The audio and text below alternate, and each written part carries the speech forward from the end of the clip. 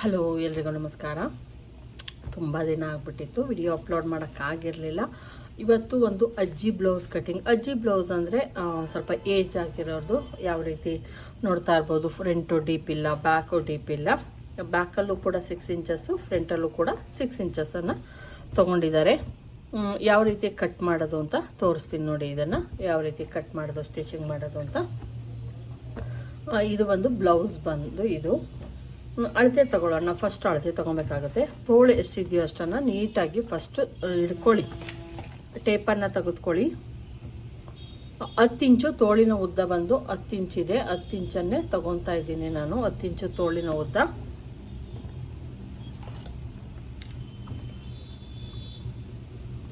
Armhole ಬಂದು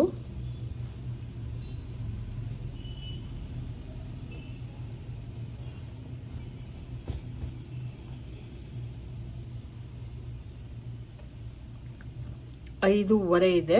5.5 armhole ಬಂದು 5.5 ನೋಡಿ. 5.5 ಇದೆ ಆರ್ಮೋಲ್ ಬಂದು 5.5. ಫ್ರಂಟ್ ಡೀಪ್ ಬಂದು ಫ್ರಂಟು ಮತ್ತು ಬ್ಯಾಕು ಸೇಮ್ ಇದೆ. 6 ಇಂಚಸ್ ಇದೆ. ಬ್ಯಾಕು ಕೂಡ 6 ಇಂಚಸ್ಸು, ಫ್ರಂಟು ಕೂಡ 6 ಇಂಚಸ್ಸು. 5.5 ಆರ್ಮೋಲ್ ರೌಂಡಿಂಗ್ ಬಂದು. ಚೆಸ್ಟ್ ಬಂದು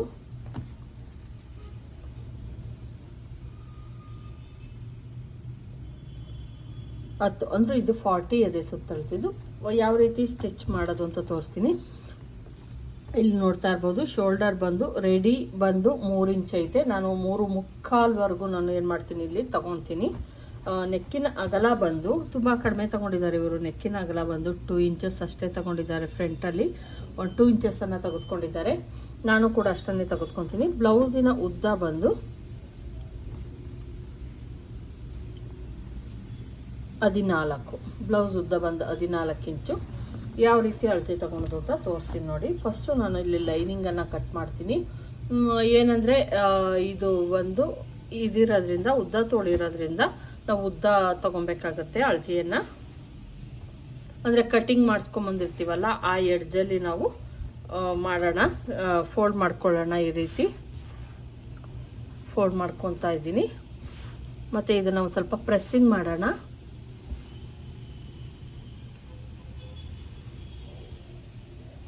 ನೋಡಿ, ಇಲ್ಲಿ ನಾನು ಪ್ರೆಸ್ಸಿಂಗ್ ಮಾಡ್ಕೊಂಡೆ, ಸ್ವಲ್ಪ ಪ್ರೆಸ್ಸಿಂಗ್ ಮಾಡಿಕೊಂಡೆ. ಇದನ್ನು ಎಡ್ಜು ನೀಟಾಗಿ ಒಂದು ಕಟಿಂಗನ್ನು ಮಾಡ್ಕೊಳ್ಳಿ. ಕರೆಕ್ಟಾಗಿದ್ರು ಓಕೆ, ತೊಂದರೆ ಇಲ್ಲ. ಆದರೆ ಒಂದು ಕಟಿಂಗ್ ಮಾಡಿಕೊಂಡ್ರೆ ನೀಟಾಗಿ ಬರುತ್ತೆ ಅಂತ ಅಷ್ಟೇ.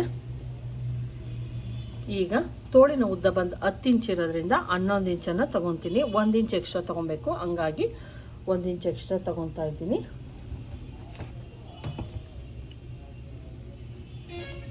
ಉದ್ದವನ್ನು ತೆಗೆದುಕೊಂಡೆ. ಮೇಲಿನಿಂದ 3 ಇಂಚು ಡೌನಿಂಗನ್ನು ತೆಗೆದುಕೊತೀನಿ, ಅಥವಾ 3.5. 10 ಇಂಚ್ ಆಗಿರೋದ್ರಿಂದ 3.5ವರೆಗೂ ಡೌನಿಂಗನ್ನು ತೆಗೆದುಕೊತೀನಿ. ಆರ್ಮೋಲ್ ಇದು ಬಂದು ಎಷ್ಟಿದೆ ಅಂತ ನೋಡ್ಕೊಳ್ಳೋಣ ಒಂದ್ಸಲ.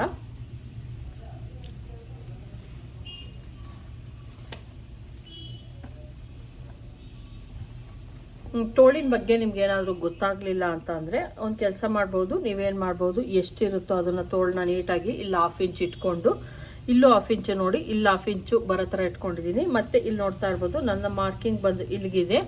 ಅವರ ಸ್ಟಿಚಿಂಗ್ ಬಂದು ನೋಡಿ ಇಲ್ಲಿಗಿದೆ. ಅವರ ಸ್ಟಿಚಿಂಗ್ ಇಲ್ಲಿಗಿದೆ. ಇಷ್ಟು ಬಂದು ಸ್ಟಿಚಿಂಗಿಗೆ ಹೋಗುತ್ತೆ. ಕರೆಕ್ಟಾಗಿ ಎಲ್ಲಿಗಿದೆಯೋ ಅಲ್ಲಿಗೆ ಮಾರ್ಕನ್ನು ಹಾಕ್ಕೊಳ್ಳಿ. ಸ್ಟಿಚಿಂಗ್ ಎಲ್ಲಿದೆಯೋ ಅಲ್ಲಿಗೆ ಮಾರ್ಕ್ ಹಾಕ್ಕೊಂಡು 1/2 ಇಂಚ್ ಮೇಲ್ಗಡಿಕೆ ಹಾಕ್ಕೊಬೇಕಾಗುತ್ತೆ. ಮತ್ತು ಇದು ಒಂದು ಸ್ವಲ್ಪ ಡೌನಿಂಗ್ ಇದೆ. ಇದು ನಾನು 10 ಇಂಚನ್ನು ತೆಗೆದುಕೊಂಡಿದ್ದೀನಿ. ಇನ್ನೊಂದು ಏನಪ್ಪ ಅಂದರೆ, ನಾನು ಸ್ವಲ್ಪ ಮೇಲ್ಗೆ ಕಟ್ ಮಾಡ್ತೀನಿ. ಯಾಕಂದರೆ ಇಲ್ಲಿ ಕಟ್ ಮಾಡಿದ್ರೆ ಇಲ್ಲಿಗೆ ಸ್ಟಿಚಿಂಗ್ ಬರುತ್ತೆ. ಇದು ಬಂದು ನಾರ್ಮಲ್ ಬ್ಲೌಸ್ ಆಗಿರೋದ್ರೆ ಎಳೆದ್ರೆ ಸ್ಪ್ರೆಡ್ ಆಗುತ್ತೆ. ಹಂಗಾಗಿ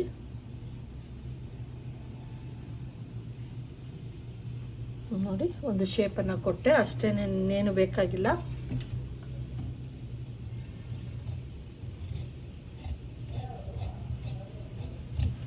ಇಲ್ಲಿ ನಾವೇನು ಮಾಡಬೇಕಾಗುತ್ತೆ, ಇಲ್ಲಿ ಎಕ್ಸ್ಟ್ರಾ ಬಟ್ಟೆಯನ್ನು ಅಟ್ಯಾಚ್ ಮಾಡ್ಕೊಬೇಕು.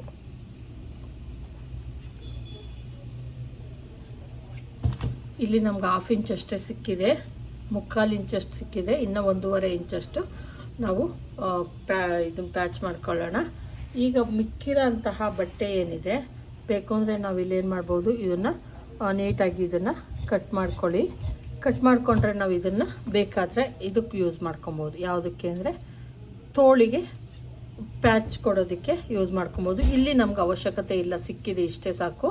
ಇಲ್ಲಿ ಮಾತ್ರ ಇರೋದ್ರಿಂದ ನಾನು ಇದು 4 ಪೀಸ್ಗಳನ್ನು ಬೇಕಾದರೆ ನೋಡಿ ಹಿಂಗೆ ಇಟ್ಕೊಂಡ್ರೆ ಸಾಕಾಗುತ್ತೆ. ನಾವು ಇಲ್ಲಿಗೆ ಪ್ಯಾಚ್ ಮಾಡ್ಕೊಂಡ್ರೆ ಸಾಕಾಗುತ್ತೆ. ನೋಡಿ ಇಲ್ಲಿಗೆ ಕೊಟ್ಕೊಂಡ್ರೆ ಇಲ್ಲೇನು ಬೇಕಾಗಿಲ್ಲ ನಮಗೆ, ಇದು ಕೊಟ್ಕೊತೀನಿ.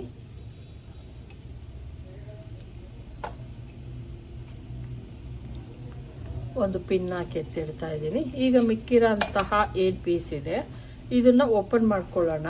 ಓಪನ್ ಮಾಡಿಕೊಂಡು ಮತ್ತೆ ಏನು ಮಾಡ್ತೀನಿ, ಫೋಲ್ಡ್ ಮಾಡ್ಕೊತೀನಿ. ನಾವಿಲ್ಲಿ ಕಟ್ ಮಾಡೋ ಅವಶ್ಯಕತೆ ಏನಿಲ್ಲ.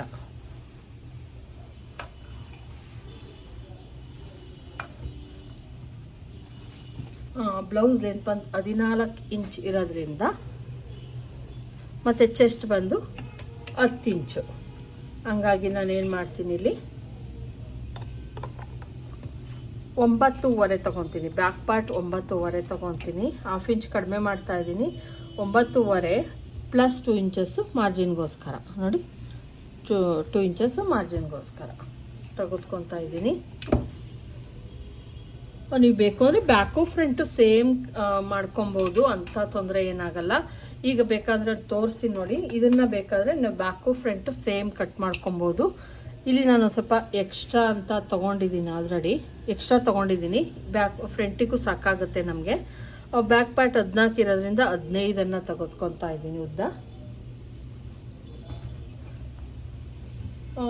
ಇದು ನೆಕ್ಕಿನ ಅಗಲ ಆಗಿರ್ಬೋದು, ಫುಲ್ಲು ಎಲ್ಲ ಡೀಪ್ ಕಡಿಮೆ ಇರೋದ್ರಿಂದ ನೋಡಿ ಹಿಂಗೆ ಇಟ್ಕೊಂಡು ನಾನು ಇಲ್ಲಿಗೆ ಫೋಲ್ಡ್ ಮಾಡ್ಕೊತಾ ಇದ್ದೀನಿ.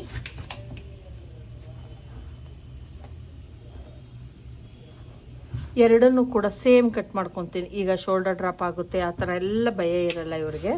ಇನ್ನೊಂದ್ಸಲ ಚೆಕ್ ಮಾಡಿಬಿಡೋಣ. 15 ಬರಬೇಕು ಇದು ಬ್ಯಾಕ್ ಪಾರ್ಟು. 15 ಇತ್ತು ಅಂದರೆ ಓಕೆ. ನೋಡಿ ಕರೆಕ್ಟಾಗಿ 15 ಇಂಚ್ ಐತೆ.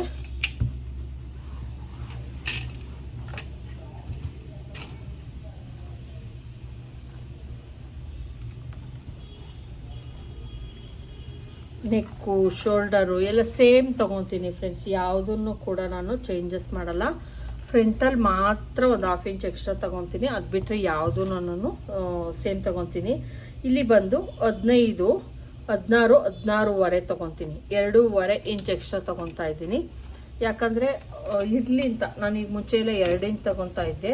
ಈಗ ಇರಲಿ ಅಂತ ಅಂದ್ಬಿಟ್ಟು ಫ್ರಂಟಲ್ಲಿ ಅಕಸ್ಮಾತು ತುಂಡಾಗ್ಬಿಟ್ರೆ ಅನ್ನೋ ಬಯಕೆ ನಾನು 2.5 ಇಂಚನ್ನು ತಗೊತಾ ಇದ್ದೀನಿ. ಈಗ ನಮ್ಮದು ಫ್ರಂಟು ಮತ್ತು ಬ್ಯಾಕು ಸೇಮ್ 2 ಫೋಲ್ಡ್ ಮಾಡಿಕೊಂಡು ಸೇಮ್ ತಗೊಂಡಿದ್ದೀನಿ. ನೆಕ್ಕಿನ ಅಗಲ ಬಂದು ನೆಕ್ ಬಂದು 2 ಇಂಚಸ್ 2.25 ತಗೊತಾ ಇದ್ದೀನಿ ಫ್ರೆಂಡ್ಸ್. ಬ್ಯಾಕು ಮತ್ತು ಫ್ರಂಟು ಸೇಮ್ 2.25 ಮತ್ತು 4 ಇಂಚಸ್ಸು ಶೋಲ್ಡರ್ ಬಂದು 4 ಇಂಚಸ್ ತಗೊತಾ ಇದ್ದೀನಿ. ಯಾಕಂದರೆ ಇಲ್ಲೂ 1/2 ಇಂಚ್ ಇಲ್ಲಿ ನಾವು ಕಟ್ ಮಾಡಿದ್ರೆ ಇಲ್ಲೂ 1/2 ಇಂಚ್ ಹಿಂಗೆ ಹೋಗಿರುತ್ತೆ, ಮತ್ತು ಇಲ್ಲೂ 1/2 ಇಂಚ್ ಇಲ್ಲಿಗೆ ಬಂದಿರುತ್ತೆ. ನೋಡಿ ಅದು ಹೋದ್ಮೇಲೆ ಎಷ್ಟು ರೆಡಿ ಸಿಗುತ್ತೆ, ನಮಗೆ ಬೇಕಾಗಿರೋದು 3 ಇಂಚು ರೆಡಿ ಸಿಗುತ್ತೆ. ಹಂಗಾಗಿ ನಾನಿಲ್ಲಿ ನೆಕ್ಕಿನ ಅಗಲ ಬಂದು 2.25 ತಗೊಂಡಿದ್ದೀನಿ. 2.25 ತಗೊಂಡಿದ್ದೀನಿ. ನೋಡಿ ಇಷ್ಟನ್ನು ತೆಗೆದುಕೊಂಡಿದ್ದೀನಿ. ನೆಕ್ಕನ್ನು ಬಂದು 6 ಇಂಚು, ಅವ್ರದ್ದು ಬಂದು ಬ್ಯಾಕು 6 ಇಂಚು, ಫ್ರಂಟು 6 ಇಂಚು.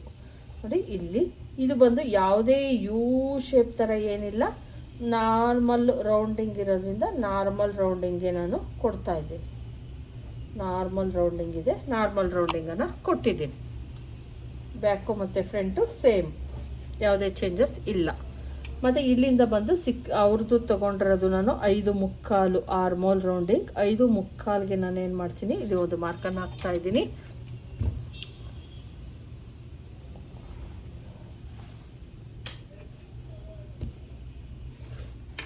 ಹತ್ತು ಇಂಚು ಪ್ಲಸ್ 1/2 ಇಂಚು 10.5 ಲೂಸಿಂಗ್ಗೋಸ್ಕರ,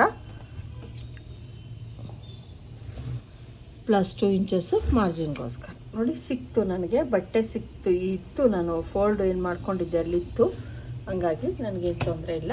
ಮತ್ತು ಇದು ಬಂದು ಬ್ಯಾಕ್ ಪಾರ್ಟ್ದು 1 ಇಂಚಿಗೆ ಮಾಡ್ಕೊಳ್ಳಿ, ತುಂಬ ಜಾಸ್ತಿ ಆಗಿಬಿಡುತ್ತೆ. ಯಾಕಂದರೆ ನಾವು ಶೋಲ್ಡರ್ ತುಂಬ ಜಾಸ್ತಿ ಆಗಿರೋದ್ರಿಂದ ನಾನು 1 ಇಂಚಿಗೆ ಮಾಡ್ಕೊತಾ ಇದ್ದೀನಿ, ಸಾಕಾಗುತ್ತೆ. ಮತ್ತು ಇಲ್ಲಿ ಒಂದು ಸ್ವಲ್ಪ ಒಳಗಡಿಕೆ ನಾವು ಈ ರೀತಿ ಬಂದು ಸ್ವಲ್ಪ, ತುಂಬ ಅಲ್ಲ, ನೋಡಿ ಈ ರೀತಿ 1/2 ಇಂಚಿಗೆ ಮಾಡ್ಕೊಳ್ಳಿ. ಅಲ್ಲಿ ಕರೆಕ್ಟಾಗಿ ನಮಗೆ ಸಿಕ್ಕೋಗುತ್ತೆ. 1/2 ಇಂಚ್ಗೆ ಈ ಥರ ಮಾಡ್ಕೊಬೇಕು. ದಯವಿಟ್ಟು ಇಲ್ಲೆಲ್ಲ ಮಾಡ್ಕೊಳಕ್ ಹೋಗ್ಬೇಡಿ, ಒಳಗಡಿಕೆ ಈ ಪಾರ್ಟಲ್ಲಿ ಅಷ್ಟೇ ನಮ್ಮದು ಹಿಂಗೆ ಉಬ್ಗಂಡಂಗೆ ಬರಬೇಕು, ಇಲ್ಲಿಗೆಲ್ಲ ಮಾಡೋಕ್ಕೆ ಹೋಗಬೇಡಿ. ಇದಾಯಿತು. ಮತ್ತು ಇಲ್ಲಿ ನಾವು ಬೆಡ್ ಪಟ್ಟಿ ಬಂದು ಕರೆಕ್ಟಾಗಿ 3ವರೆಗೆ ಒಂದು ಮಾರ್ಕನ್ನು ಹಾಕೊತಾ ಇದ್ದೀನಿ.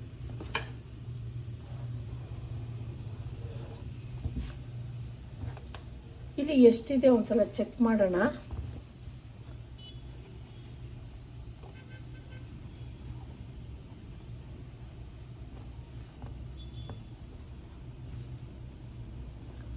ಫಸ್ಟ್ನೇ ಮಾರ್ಕ್ ಏನಿದೆ ಅದು 2.5 ಇದೆ, 2.25 2.25 ನಾನು ಫಸ್ಟ್ ಮಾರ್ಕಿಂಗ್ ಹಾಕ್ತಾ ಇದ್ದೀನಿ. ಮತ್ತು ಇದು ಬಂದು 2.25 ಹಾಕ್ತಾ ಇದ್ದೀನಿ. ಹೈಟ್ ಬಂದು 3 ಇಂಚ್ ಕೊಟ್ಕೊಳ್ಳಿ. ಅಕಸ್ಮಾತ್ ಇಲ್ಲಿ ಚೆಕ್ ಮಾಡೋಣ ಒಂದ್ಸಲ ಎಷ್ಟಿದೆ ಅಂದ್ಬಿಟ್ಟು. ಇಲ್ಲಿಗೆ ಸ್ಟಿಚಿಂಗ್ ಹೋಗುತ್ತೆ. ಇಲ್ಲಿ ಒಂದು ಸ್ವಲ್ಪ ನಾವೇನು ಮಾಡಬೇಕಾಗುತ್ತೆ, ಇಲ್ಲಿ ಅವರೊಂದು ಡಾಟ್ ಹಿಡ್ದಿದ್ದಾರೆ, ಬೇಕು ಅಂದರೆ ಇಲ್ಲೊಂದು ಡಾಟ್ ಹಿಡ್ಕೊಂಡ್ರೆ ನಮ್ದು ಪರ್ಫೆಕ್ಟಾಗಿ ನಮ್ಗೆ ಅವ್ರದ್ದು ಏನಿದೆಯೋ ಅದಕ್ಕೆ ಸ್ಟಿಚಿಂಗ್ ಸಿಗುತ್ತೆ. ಅಂದರೆ ಇಲ್ಲಿ ಮಧ್ಯಕ್ಕೂ ಕೂಡ ನಾವೇನು ಮಾಡ್ತೀವಿ, ಇಲ್ಲೂ ಬೆಲ್ಟ್ ಪಟ್ಟಿ ಎಲ್ಲ ಇದು ಮಾಡ್ತೀವಲ್ಲ, ಹಂಗಾಗಿ ನೋಡಿ ಇದು ಇಷ್ಟೇ ನಮ್ಮ ಏನು ಇರುತ್ತೆ ಮಾರ್ಕಿಂಗು. ತುಂಬಾ ಈಸಿ ಇದು. ನೋಡಿ ಬ್ಯಾಕು ಮತ್ತು ಫ್ರಂಟು ಸೇಮ್ ಕಟ್ ಮಾಡ್ಕೊತೀನಿ, ಯಾವುದೇ ಚೇಂಜಸ್ ಇಲ್ಲ. ಬ್ಯಾಕು ಮತ್ತು ಫ್ರಂಟು ಸೇಮ್ ಕಟ್ ಮಾಡ್ಕೊಂಬಿಟ್ಟೆ. ಇದು ಬಂದು ಬೆಲ್ಟ್ ಪಟ್ಟಿ. ನಾವು ಬೇರೆ ಬೇರೆ ಕಟ್ ಮಾಡ್ಕೊಂಡಾಗ ಅಷ್ಟು ಭಯ ಆಗಲ್ಲ, ಏನಕ್ಕಂದರೆ ನಿಮಗೆ ಬೇರೆ ಬೇರೆ ಇರುತ್ತಲ್ವ, ಹಂಗಾಗಿ ಹಿಂಗಾದಾಗ ಏನಾಗ್ಬಿಡುತ್ತೆ, ಅಕಸ್ಮಾತ್ ನಾವು 2 ಲೇಯರ್ಗಳನ್ನು ಕಟ್ ಮಾಡೋ ಚಾನ್ಸಸ್ ಇರುತ್ತೆ ಅಂತ ಅಷ್ಟೇ. ನೋಡಿ ಬೆಲ್ಟ್ ಪಟ್ಟಿ ನನಗೆ ಸಿಕ್ತು. ಮತ್ತು ಇಲ್ಲೂ ಕೂಡ ನಾನು ಇದರೊಳತೆಗೆ ಮಾಡ್ಕೊತೀನಿ, ಆಮೇಲೆ ಒಳಗಡೆ ಇದನ್ನ ನಾನೇನು ಮಾಡ್ತೀನಿ, ಇನ್ನೊಂದ್ಸಲ ಕಟ್ ಮಾಡ್ಕೊಳ್ಳೋಣ, ತೊಂದರೆ ಇಲ್ಲ.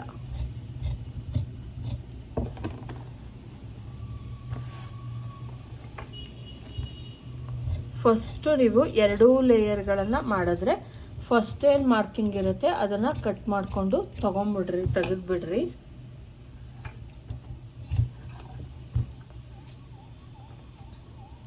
ಈಗ ಇಲ್ಲೂ ಅಷ್ಟೇನೆ ಶೋಲ್ಡರ್ ಒಂಚೂರು ಈ ಥರ ಮಾರ್ಕಿಂಗ್ ಹಾಕ್ಕೊಳ್ಳೋಣ.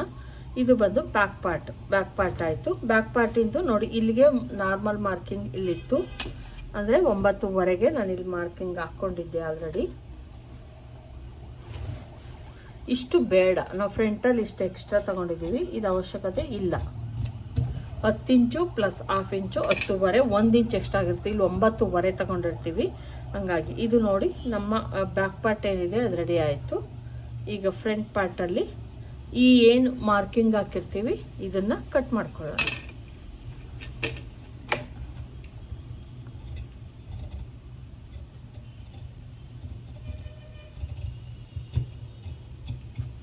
ಶೋಲ್ಡರ್ ಬ್ಯಾಕು ಮತ್ತು ಫ್ರಂಟು ಸೇಮ್ ಮ್ಯಾಚ್ ಆಗಬೇಕು, ಯಾವುದೇ ಕಾರಣಕ್ಕೂ ಚೇಂಜಸ್ ಆಗಬಾರ್ದು. ನೋಡಿ ಫ್ರಂಟಲ್ಲಿ ಅವ್ರೇನು ಕಟಿಂಗ್ ಇತ್ತೋ ಸೇಮ್ ಕಟಿಂಗ್ ಇದೆ ನಮ್ಮದು.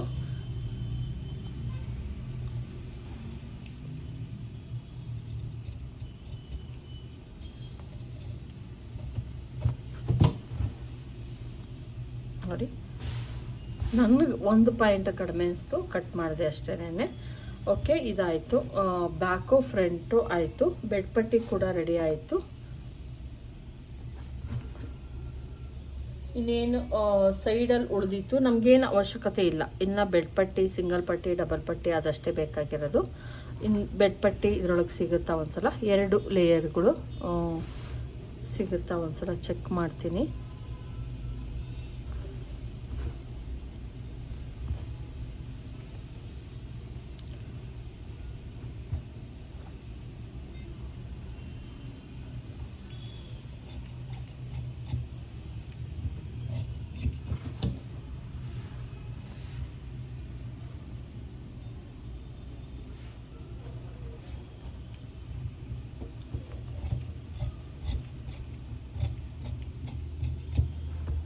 ಬೆಲ್ಟ್ ಪಟ್ಟಿ ಆಯಿತು. ಸಿಂಗಲ್ ಪಟ್ಟಿಗೆ ಏನು ಮಾಡಿ, 1 ಫೋಲ್ಡಿಂಗ್ ಮಾಡಿ 1 ಫೋಲ್ಡಿಂಗ್ ಮಾಡ್ಕೊಳ್ಳಿ. ನಾವೇನು ಹುಕ್ ಪಟ್ಟಿ ಅಂತ ಅಂತೀವಿ ಅದಕ್ಕೆ ಇದು ಸಾಕಾಗುತ್ತೆ. ಎಡ್ಜಿಗೆ ಸ್ಟಿಚ್ ಹಾಕ್ಕೊಳ್ಳಿ. 1 ಲೇಯರ್ ಇದ್ದಾಗ ಏನಾಗುತ್ತೆ, ಅಷ್ಟು ಥಿಕ್ನೆಸ್ ಇರಲ್ಲ, ಹಂಗಾಗಿ 2 ಲೇಯರ್ ಇದ್ದರೆ ಚೆನ್ನಾಗಿರುತ್ತೆ. ಇದನ್ನು ಬಂದು ನಾವು ತೋಳಿಗೆ ಬಟ್ಟೆ ಏನು ಕೊಡಬೇಕಾಗಿತ್ತು ಅದನ್ನು ಏನು ಮಾಡಿದ್ದೀವಿ, ನಾವು ಪೀಸನ್ನು ಇಟ್ಟು ರೆಡಿ ಮಾಡ್ಕೊಂಡಿದ್ದೀವಿ ಆಲ್ರೆಡಿ. ಹಂಗಾಗಿ ಅದಕ್ಕೇನು ಬೇಡ. ಇದು ಒಂದು ಡಬಲ್ ಪಟ್ಟಿಗೆ.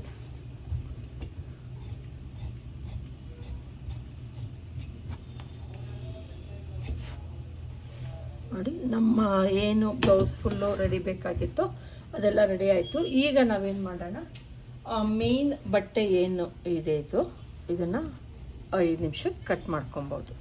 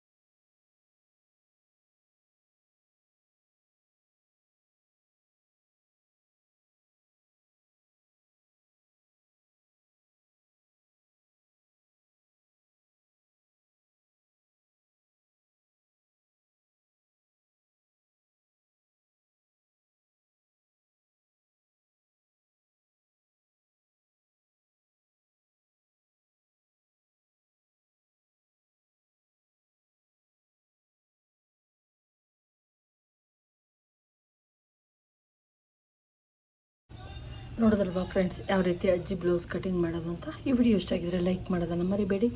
ದಯವಿಟ್ಟು ಸಬ್ಸ್ಕ್ರೈಬ್ ಮಾಡ್ಕೊಂಡು ನೋಡಿ. ಇಷ್ಟ ಆದ್ರೆ ಒಂದು ಲೈಕನ್ನು ಮಾಡಿ. Thank you friends. ಮತ್ತೆ ಸಿಗ್ತೀನಿ ಇನ್ನೊಂದು ವಿಡಿಯೋದಲ್ಲಿ. ಅಲ್ಲಿವರೆಗೂ ನಮಸ್ಕಾರ.